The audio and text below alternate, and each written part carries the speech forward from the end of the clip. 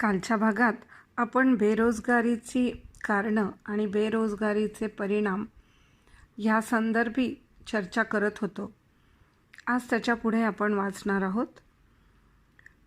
पान क्रमांक 90च्या पुढे मी आता वाचते आहे. अशा तऱ्हेने 15 ते 59 वयोगटातील उत्पादनक्षम व्यक्ती मोठ्या संख्येने बेरोजगार असण्याचे परिणाम काय असू शकतात ते आपण पाहूया. 1. उपयोगात न आणलेले मनुष्यबळ. प्रत्येक कुशल अकुशल उत्पादनक्षम व्यक्ती समाजात उपलब्ध असलेल्या मौल्यवान मनुष्यबळाचा हिस्सा असते. बेरोजगार प्रौढ व्यक्ती समाजात बहुसंख्येने असणे हे समाजहिताच्या दृष्टीने योग्य नव्हे, कारण त्या समाजाच्या अर्थव्यवस्थेत काही भर घालू शकत नाहीत. उलट आर्थिकदृष्ट्या ते इतरांवर अवलंबून असतात. 2. शैक्षणिक संधीचा अपव्यय. सुशिक्षित प्रशिक्षित असूनही बेरोजगार असणाऱ्या अनेक व्यक्ती असतात. असेही असू शकते की त्यांना मिळालेले शिक्षण किंवा प्रशिक्षण नोकरी मिळवून देण्यास उपयोगी नसते. हे खरे आहे की अनेक शैक्षणिक अभ्यासक्रम औद्योगिक क्षेत्राच्या गरजा पाहता कालबाह्य झालेले आहेत. भारत सरकार शिक्षण क्षेत्रासाठी करोडो रुपये खर्च करते आणि तरीही शिकून बाहेर पडणाऱ्या तरुणांजवळ आवश्यक कौशल्याचा अभाव असतो किंवा रोजगारक्षम ते झालेले नसतात असे दिसते. 3. शैक्षणिक पात्रता सुसंगत नसणे. ज्या क्षेत्रातील उच्च शिक्षण किंवा प्रशिक्षण घेतले आहे त्या क्षेत्रात नोकरी न मिळाल्यामुळे उच्च शिक्षणाची आवश्यकता नसलेल्या प्रशिक्षित क्षेत्रापेक्षा वेगळ्या क्षेत्रांमध्ये नोकरी करणाऱ्या तरुणांची अनेक उदाहरणे आहेत. उदाहरणार्थ, विद्या वाचस्पती पदवी म्हणजे PhD ही पदवी प्राप्त केलेली असताना कारकून म्हणून काम करणे. 4. समाजविरोधी कारवाया. मनुष्याच्या सहनशीलतेला काही मर्यादा असतात. संधीच्या अभावामुळे कधीकधी माणसाची सहनशक्ती संपुष्टात येऊ शकते आणि योग्य संधीच्या अभावामुळे लोक नकळत समाजविरोधी कारवायांकडे वळू लागतात. शालेय शिक्षण अपुरे सोडलेली किंवा सोडावे लागलेली मुले अर्थार्जनासाठी गुन्हेगारी जगताकडे ओढली जातात.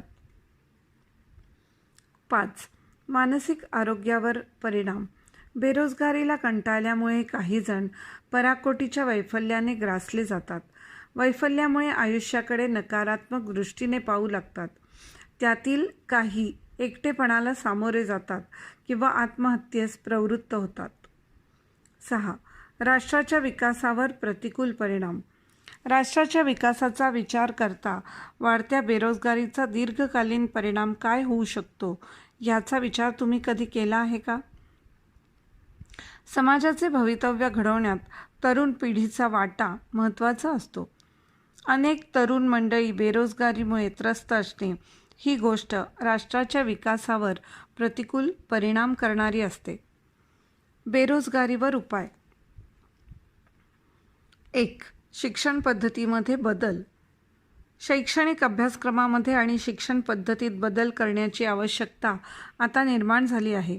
ही जबाबदारी ज्यांच्या खांद्यावर आहे अशा तज्ज्ञांनी अधिक खुल्या दृष्टीने या प्रश्नाकडे पाहण्याची गरज आहे. विद्यार्थ्यांना अभ्यासक्रमाच्या निवडीसाठी त्यांची आवड, गरज याप्रमाणे अधिक पर्याय उपलब्ध करून द्यायला हवेत. ते विद्यार्थी केंद्रित असायला हवेत.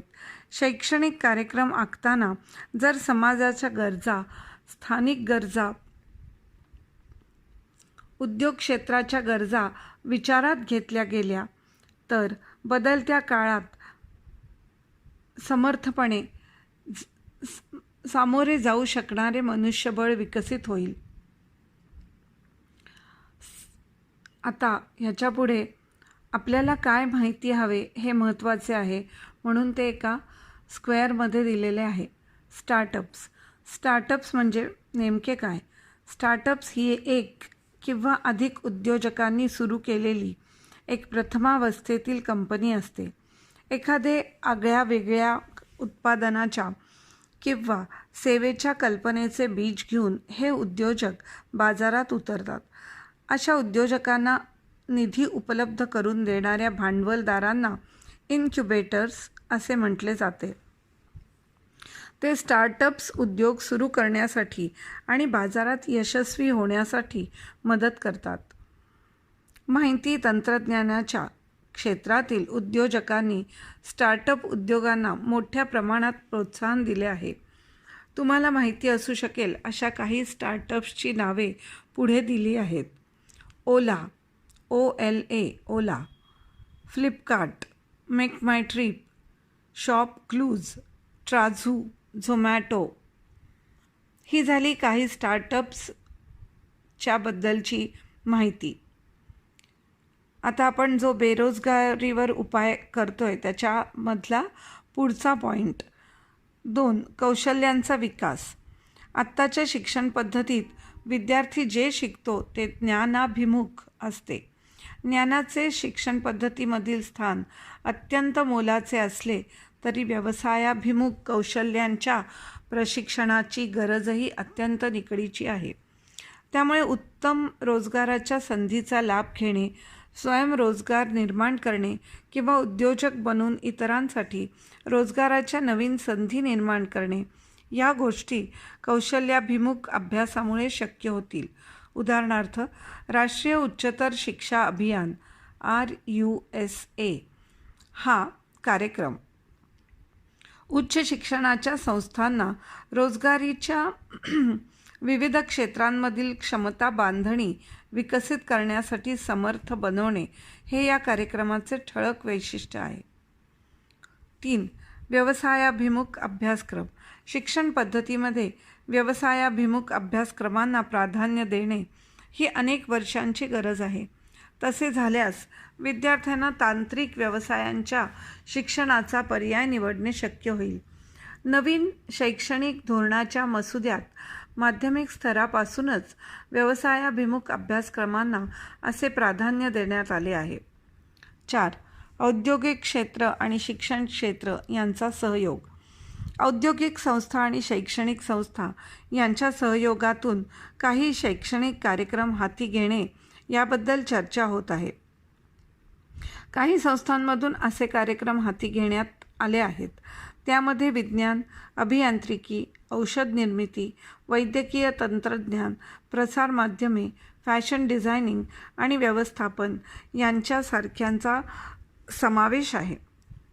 5. उद्योजकता आणि स्वयंरोजगार निर्मिती. भारत सरकार तरुणांना वेगवेगळ्या क्षेत्रांमध्ये स्वतंत्र उद्योग सुरू करण्यासाठी उत्तेजन देत आहे. ज्या तरुणांची आव्हानांना तोंड देण्याची आणि धोके पत्करण्याची तयारी असते त्यांसाठी ही एक सुवर्ण संधी आहे. स्वयंरोजगार हा सुद्धा बेरोजगारीवरील एक उपाय आहे. यानंतर परत एका चौकोनामधलं मी वाचून दाखवते आहे. या चौकोनामध्ये असं लिहिलं आहे की तुमची प्रगती तुम्ही तपासून पहा. 1. तुमच्या मते बेरोजगारची समस्या आटोक्यात आणण्यासाठी आपल्या शिक्षण पद्धतीद्वारे काय उपाययोजना करता येईल? 2. लोकशाही समाजासाठी बेरोजगारी अहितकारक का आहे? 2 कारणे द्या. 3. लोकसंख्येची वाढ आणि बेरोजगारी यांच्यामध्ये जवळचे नाते आहे, चर्चा करा. हे झालं तुमची प्रगती तपासून पाहण्याबद्दल.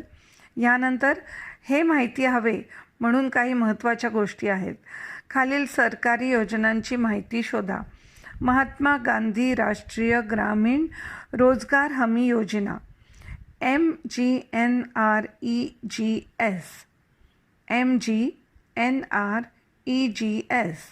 2009. 2.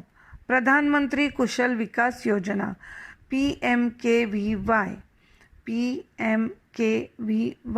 2015. Startup India initiative 2016. यानंतर उपक्रम 3.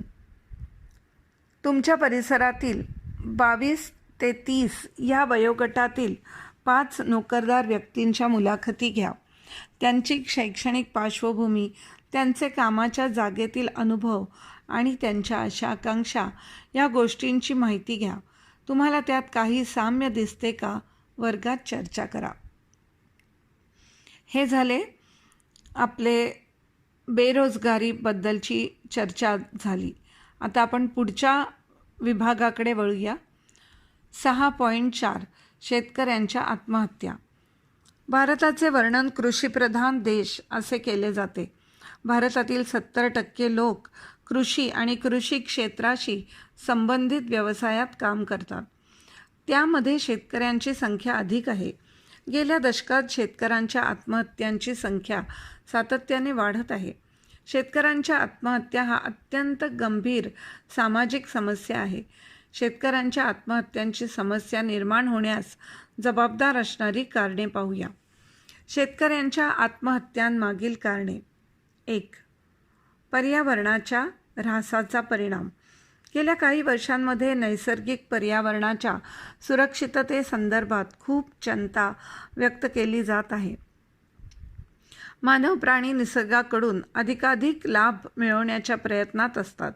बेसुमार जंगलतोड, नैसर्गिक स्रोतांचा प्रमाणाबाहेर उपयोग, विकासासाठी वैशिष्ट्यपूर्ण नैसर्गिक स्थळांचा विनाश, वाढते प्रदूषण आणि ओझोन वायूचा थर पातळ होण्यास कारणीभूत असणारे हरितगृह वायूंचे उत्सर्जन यांच्या परिणामामुळे वितळू लागलेले बर्फाचे ध्रुवीय आवरण तसेच हवामानातील अनपेक्षित बदल या सर्व गोष्टींचा परिणाम नैसर्गिक पर्यावरणाचा ऱ्हास होण्यात होतो. देश आणि महाराष्ट्रामध्ये एका भागात महापूर आणि त्याचवेळी दुसऱ्या भागात अवर्षण ह्या घटना पर्यावरणाच्या ऱ्हासाची निदर्शके आहेत. अशा परिस्थितीमध्ये पिकांचे अतोनात नुकसान होते. शेतकऱ्यांचे अर्थार्जनाचे मार्ग बंद होते आणि अतिशय प्रतिकूल परिस्थिती त्यांच्यासाठी निर्माण होते. 2. जागतिकीकरणाचा परिणाम. हे खरे आहे की आपले दैनंदिन जीवन आता जागतिकीकरणाच्या प्रभावाखाली आलेले आहे. जागतिकीकरणामुळे बाजारीकरण आणि चंगळवाद ह्यामध्ये वाढ झाली आहे. एकंदरीत भौतिकवादी व्यवस्थेत नफेखोरी वृत्तीला चालना मिळाली आहे. भारतीय अर्थव्यवस्थेत परदेशी मालाचा शिरकाव झाल्यामुळे स्थानिक मालाच्या खपावर परिणाम झाला आहे. खुल्या बाजारपेठांमुळे परदेशी कृषी माल भारतात मोठ्या प्रमाणावर आयात केला जातो. त्यामुळे भारताकडील कृषी मालाच्या खपावर प्रतिकूल परिणाम होतो. 3. कर्जबाजारीपणा. शेतकरी प्रतिकूल परिस्थितीमधून बाहेर पडण्यासाठी बहुतेक वेळेला सरकारी संस्था, बँका किंवा सावकार यांच्याकडून कर्ज घेतात. परंतु जर पीक नीट आले नाही तर घेतलेले कर्ज फेडणे त्यांना अनेकदा शक्य होत नाही. नापिकीमुळे आर्थिक संकटात सापडलेला शेतकरी अखंड कर्जाच्या ओझ्याखाली दबलेले आयुष्य जगत राहतो. शेतकऱ्यावर या परिस्थितीचे असह्य ओझे होते. यातील बरेच जण कुटुंबाचे एकमेव कमावते पुरुष सदस्य असतात. कर्त्या पुरुषाच्या मनावर असलेल्या या ओझ्यामुळे कळत नकळत घरातील पुढच्या पिढीवरही दडपण येऊ लागते. अशा निराशाजनक परिस्थितीत काही शेतकरी आत्महत्येचा निर्णय घेतात. याशिवाय महागडे बियाणे विकत घेण्यासाठी शेतकऱ्याला पुन्हा पुन्हा कर्ज घ्यावे लागते. त्यातून शेतकरी अधिकाधिक कर्जबाजारी होत जातो. ह्यानंतरच्या चौकोनात काही माहिती दिली आहे, ती मी वाचून दाखवते. हे आपल्याला माहिती हवे. महाराष्ट्राच्या विदर्भ प्रदेशातील शेतकऱ्यांनी कापसाचे उत्पादन वाढावे म्हणून BT ह्या नावाने ओळखले जाणारे सुधारित वाणाचे महागडे बियाणे वापरायला सुरुवात केली. मात्र BT बियाणासाठी सिंचनाची उत्तम सोय असणे आवश्यक असते. ते नेहमीच विशेषतः मोसमी पाऊस अपुरा झाला तर शक्य होतेच असे नाही. अशा परिस्थितीत पिकाचे नुकसान होते. एवढेच नव्हे तर प्रत्येक लागवडीसाठी BT बियाणे नव्याने विकत घ्यावे लागते. 4. अज्ञान. कृषी क्षेत्रातील नवीन तंत्रज्ञान आणि लागवडीच्या पद्धती यांची माहिती शेतकऱ्यांना असेलच असे नाही. हे अज्ञान शेतकऱ्यांच्या प्रगतीमधील एक मोठा अडथळा आहे. 5. जमीन मालकीची विषमता. भारतातील शेतकऱ्यांच्या मालकीच्या जमिनीचा निकष लावला तर असे दिसून येते की वेगवेगळ्या विभागात विभागले गेले जातात. जसे की मोठ्या जमिनीची मालकी करणारे शेतकरी, मध्यम भूधारक शेतकरी, अल्प भूधारक शेतकरी आणि भूमिहीन शेतमजूर. जमीनदारांकडे मोठ्या प्रमाणावर शेतजमिनीची मालकी असते. तसेच मध्यम ते छोटे भूधारक शेतकऱ्यांचे प्रमाण मोठे आहे. त्यांच्या तुलनेत मोठ्या जमीनदारांची आर्थिक परिस्थिती सुरक्षित असते. भूमिहीन शेतमजुरांचा एक मोठा गट रोजगारीसाठी इतरांच्या शेतजमिनीवर अवलंबून असतो. 6. हुंडा पद्धती. ग्रामीण भागातील शेतकरी हुंडा पद्धतीच्या प्रथेमुळे खचून गेला आहे. ते शेतकामाच्या निमित्ताने बँका, पतपेढ्या यांसारख्या संस्था किंवा सावकाराकडून कर्ज काढतात. परंतु कर्जाची रक्कम हुंडा देण्यासाठी आणि खाजगी कामासाठी खर्च करून बसतात. हुंडा देणे हा कायद्याने गुन्हा असूनही ही दुष्ट प्रथा थांबलेली नाही. महाराष्ट्रातील विदर्भ आणि मराठवाडा या भागांमध्ये झालेल्या शेतकरी आत्महत्येच्या घटनांमध्ये हे कारण प्रामुख्याने पुढे आले आहे. शेतकऱ्यांच्या आत्महत्यांचे परिणाम. 1. कुटुंबावर होणारा परिणाम. आत्महत्या करणारा शेतकरी जर कुटुंबाचा एकमेव मिळवता सदस्य असेल तर तो अर्थातच कुटुंबातील इतरांसाठी, विशेषतः त्याच्या बायको मुलांसाठी एक जन्मभराचा भावनिक धक्का असतो. त्यांचा आर्थिक व भावनिक आधारच गळून पडतो. 2. पत्नीवरील परिणाम. कदाचित शेतकऱ्याच्या पत्नीला अर्थार्जनाची संपूर्ण जबाबदारी स्वीकारावी लागते. बहुतेकदा तिच्याजवळ काही विशेष कौशल्य नसते, पुरेसा अनुभवही नसतो. अशा परिस्थितीत शारीरिक कष्टांची कामे करणे हा एकच पर्याय तिच्यापुढे शिल्लक राहतो. 3. मुलांवरील परिणाम. मुलांनाही अपरिपक्व वयात नवीन जबाबदाऱ्या उचलण्याची वेळ येते. काहींना शिक्षण अर्धवट सोडणे भाग पडते. पर्यायाने शाळेतील विद्यार्थी गळतीची संख्या वाढते. एक पालक गमावण्याचे मुलांच्या मनावर उमटणारे वण अनेक प्रकारचे असतात. 4. अर्थव्यवस्थेद्वारा होणारा परिणाम. गावातील एखाद्या शेतकऱ्याने आत्महत्या केली तरी गावातील इतरांचे धैर्य कमी करण्यास ती घटना पुरेशी असते हे उघड आहे. त्यामुळे तयार झालेले नैराश्याचे वातावरण गावातील तरुण मुलांना एक व्यवसाय म्हणून शेतीचा स्वीकार करण्यापासून परावृत्त करणारे असते. त्यातील अनेक जण कामाच्या शोधासाठी शहराकडे जाण्याचे ठरवतात. जर शेती व्यवसाय हा तरुणांना आकर्षित करू शकला नाही तर त्याचा दीर्घकाल परिणाम काय असू शकतो याची कल्पनाच न केलेली बरी. 5. सामाजिक वातावरणावर होणारा परिणाम. एका शेतकऱ्याच्या आत्महत्येचा किंवा आत्महत्येच्या प्रयत्नाचा गावातील इतर रहिवाशांच्या मनावर होणारा परिणाम म्हणून असहाय्यता, भय, लाज आणि न्यूनगंड या भावनांचे मळब सर्व गावांवर पसरून गावातील वातावरण दूषित होते. त्यामुळे गावातील लोकांचे मनोधैर्य खचू शकते. राज्यातील विशिष्ट भागातील किंवा एकंदरीतच महाराष्ट्रातील शेतकऱ्यांच्या आत्महत्यांच्या वाढत्या संख्येमागील हे वास्तव आहे. एखाद्या राज्याची राज्याबाहेरील प्रतिमाही अशा घटनांमुळे डागाळते. शेतकरी आत्महत्या थांबवण्याचे उपाय ह्यावर आपण चर्चा करू आता. 1. संकटग्रस्त शेतकऱ्यांना आधार देण्याची व्यवस्था. अवर्षण, नापिकी, कर्जबाजारी स्थिती यांसारख्या आपत्ती शेतकऱ्यांवर कोसळतात. तेव्हा त्यांना आर्थिक आणि मानसिक आधार देण्यासाठी कायमस्वरूपी व्यवस्था असणे आवश्यक आहे. 2. विमा. नैराश्यजनक परिस्थितीत असलेल्या शेतकऱ्याला आणि त्यांच्या कुटुंबातील सदस्यांना दिलासा मिळावा यासाठी आयुर्विमा तर नापिकीच्या आणि किडीच्या नुकसानीसाठी शेतीचा पीक विमा मिळायला हवा. 3. शेतकरी ते ग्राहक थेट विक्री योजना. ग्रामीण भागात शेती करणाऱ्या शेतकऱ्यांचा माल विक्रीसाठी भारताच्या अनेक भागांमध्ये पाठवला जाऊ शकतो. त्यासाठी दूरवरच्या बाजारपेठा आणि शेतकरी यांच्यामध्ये मध्यस्थांची, दलालांची साखळी उभी राहते. विक्रीतील नफ्याचा सर्वाधिक हिस्सा या मध्यस्थ आणि दलालांच्या खिशात जातो. शेतकऱ्यांच्या, विशेषतः अल्पभूधारकांच्या शेतकऱ्यांच्या वाट्याला नफ्यातील फारच कमी हिस्सा येतो. मध्यस्थ आणि दलाल यांचे महत्त्व कमी करणाऱ्या शेतकरी ते ग्राहक थेट विक्री योजना शेतकऱ्यांचे शोषण थांबवू शकतील. 4. पाण्याचा संचय किंवा पाणी साठा. सिंचन ही शेतीची मूलभूत गरज आहे. मात्र भारतात पूर, अवर्षण हे नेहमीचेच आहे.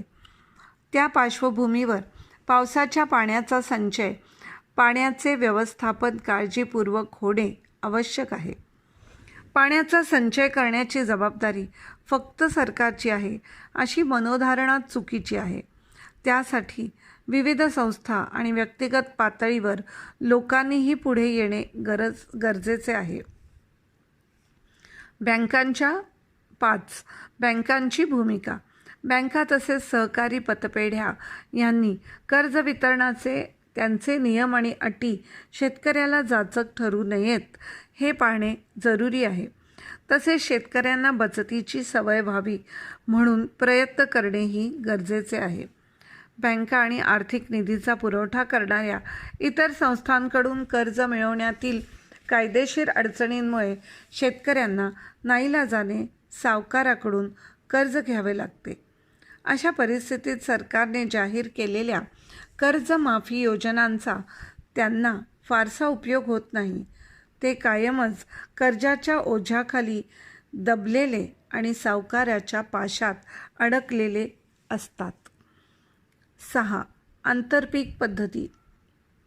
वर्षातून एकदाच एक पीक घेण्याऐवजी 2दा किंवा शक्य असल्यास 3दा पीक घेणे तसेच आंतरपिके घेणे हे अधिक लाभदायक ठरेल. त्यानंतर शेतकऱ्यांना प्रशिक्षण देणे आणि उत्तम बियाणे, खते, कीटनाशके सवलतीच्या दरात उपलब्ध करून देणे हे पण आवश्यक आहे. आपल्याला काही महत्त्वाचे मुद्दे 2 चौकोनात दिले आहेत, ते मी वाचून दाखवते. आंतरपीक घेणे किंवा मिश्र पीक पद्धती म्हणजे एकाच शेतात शेतीच्या एका हंगामात 2 किंवा अधिक पिके घेणे हा बहुविध लागवडीचा प्रकार आहे. आता आपली प्रगती तपासा. 1. आंतरपीक पद्धती शेतकऱ्याला लाभदायक ठरते. चर्चा करा. शेतकऱ्यापुढे सिंचनाची समस्या असते असे तुम्हाला वाटते का? 2 कारणे द्या. शेतकऱ्यांच्या आत्महत्या थांबवण्यासाठी त्यांना समुपदेशनाची आवश्यकता आहे याचे समर्थन करा. यानंतर पुढचा विभाग 6.5 6.5 घरगुती हिंसा. कुटुंबातील व्यक्तींकडून केल्या जाणाऱ्या अत्याचाराला कौटुंबिक हिंसा असे म्हटले आहे. हिंसा ही मानसिक, भावनिक, वाचिक आणि शारीरिक प्रकारच्या छळाच्या स्वरूपाची असते. कौटुंबिक हिंसेमध्ये छळ करणारी आणि त्या छळाला बळी पडणारी अशी 2 व्यक्ती असतात. बहुतेक वेळी कौटुंबिक हिंसेच्या प्रसंगाची नोंद होत नाही, कारण ही बाब वैयक्तिक आहे असे समजले जाते आणि पितृसत्ताक व्यवस्थेमध्ये असे प्रसंग घडण्यामध्ये काही विपरीत आहे असे मानले जात नाही. हे लक्षात घ्यायला हवे की कौटुंबिक हिंसेला बळी पडणारी व्यक्ती कुटुंबातील कोणीही असू शकते. कौटुंबिक हिंसेमध्ये लहान, मोठे, स्त्री, पुरुष, तृतीयपंथी असे कसलेच भेद उरत नाहीत. कौटुंबिक हिंसेची कारणे. 1. पितृसत्ताक पद्धत. भारतीय समाज हा मुख्यतः पितृसत्ताक आहे. याचा अर्थ आपल्या समाजात पुरुष आणि इतर यांच्यामध्ये सत्तेचा असमतोल आहे. समाजातील स्त्रियांना हळूहळू प्रतिष्ठा मिळत आहे, परंतु तृतीयपंथी व्यक्ती आणि लहान वयाची मुले यांचा दर्जा मात्र अजूनही दुय्यम आहे. पितृसत्ताक पद्धतीमुळे पुरुषांचा अधिकार गृहीत धरलेला असतो. 2. असुरक्षितता. एका जोडीदाराच्या, विशेषतः पुरुषाच्या मनातील असुरक्षितता, दुसऱ्या जोडीदाराविषयीचा संशय बळावणे, अहंकार दुखावला जाणे, अधिकाराला आव्हान दिल्याची भावना निर्माण होणे, दुसऱ्याच्या निष्ठेविषयी शंका वाटणे अशी विविध रूपे धारण करते. कौटुंबिक हिंसेला जन्म देण्यासाठी अशी कारणे पुरेशी असतात. 3. नातेसंबंधातील दुरावा. जोडप्याचे वैवाहिक नाते किंवा घरातील इतरांचे परस्परांशी असलेले नाते यांच्यात बिघाड निर्माण होण्यासाठी अनेक गोष्टी कारणीभूत असतात. त्यामध्ये एकमेकांविषयी असुरक्षिततेची भावना, संशय, वयातील किंवा पिढीतील अंतर, सांस्कृतिक अंतर आणि एकमेकांशी न पटणे अशा गोष्टींचा समावेश असतो. त्यातून तिरकस बोलणे, परस्परांविषयीच्या तक्रारी, नावे ठेवणे, अपमानकारक शब्दांचा वापर आणि शारीरिक इजा करणे यांसारख्या गोष्टींची सुरुवात होते. 4. परंपरा आणि धार्मिक दृष्टिकोन. कुटुंब संस्था, विवाह संस्था, धर्म याबाबतीत असलेल्या परंपरावादी धोरणांमुळे आयुष्याच्या प्रत्येक क्षेत्रात पुरुषांना स्त्रियांपेक्षा प्राधान्य दिले जाते. अशा परिस्थितीत लिंगभेदावर आधारलेल्या सामाजिक व्यवस्थेत व्यक्तीवर लहानपणापासूनच लिंग, वय, अनुभव, अधिकार यानुसार असलेल्या अपेक्षांची पूर्ती करण्याचे संस्कार केले जातात. यामुळे कुटुंबातील हिंसा बिनविरोध स्वीकारली जाते. 5. लैंगिक वर्तणुकीसंबंधीचे पारंपरिक संकेत. लैंगिक वर्तणूक आणि स्त्री-पुरुषांच्या पठडीबद्ध कौटुंबिक भूमिकांच्या बाबतीतील संकेताच्या विरोधी वर्तनाचा पारंपरिक पितृप्रधान कुटुंबामध्ये विरोध केला जातो. घरातील तरुण पिढीतील मुलामुलींवर त्यांच्या वयात येण्यापासून ते प्रौढ होण्यापर्यंतच्या वर्षांमध्ये त्यांच्यावर घरातील वडीलधाऱ्यांकडून कडक निर्बंध लादले जातात. केवळ मुलींच्याच बाबतीत नव्हे, तर कुटुंबात कोणी किन्नर म्हणजेच उभयलिंगी किंवा तृतीयपंथी व्यक्ती किंवा लैंगिक वर्तणुकीच्या संकेताच्या विरोधी वर्तन करणारे कुणी असेल तर त्या व्यक्तीच्या बाबतीतही भेदभाव केला जातो असे दिसते. मानवी वर्तनाला 2 भिन्न आणि विरोधी लिंगभाव साच्यामध्ये सामाजिकीकरणाद्वारे बसवण्याचा प्रयत्नाला भिन्नलिंगी वर्तनात्मक हेट्रोनॉर्मॅटिव्हिटी असे म्हटले जाते. या भिन्न विरोधी वर्गांमधून अपेक्षित सामाजिक वर्तन म्हणजे पुरुषार्थ व स्त्रीत्व.